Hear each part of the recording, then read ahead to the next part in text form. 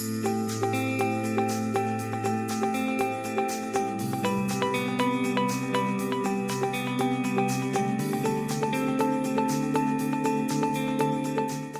2009, we've become a worldwide organisation monitoring surface and subsea assets throughout the world worth billions of pounds. One of the biggest causes of damage to subsea assets is through vessels damaging them.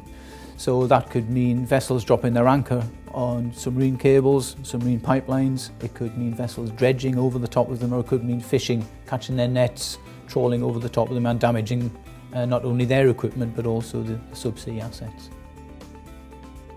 So what our customers do once they have AssetMonitor is they load a representation of their assets within AssetMonitor, and we create protection zones around those assets. What we do then is take live vessel movements using a technology called AIS, Automatic Identification System, and whenever a vessel enters a protection zone that we've created around an asset, we analyse its behaviour.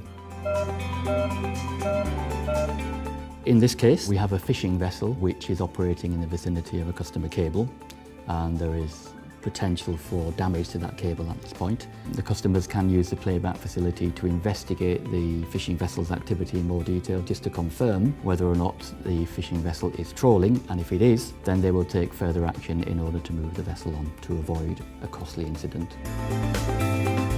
In the case of a potential incident like this, if the fishing gear was to come into contact with the cable, then there is a potential for tens of millions of pounds worth of damage.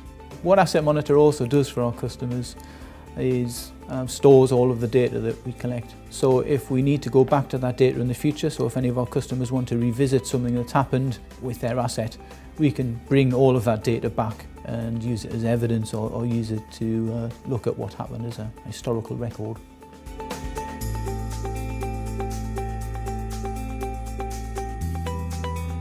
We are a global organisation, but we still like to treat all of our customers as individuals.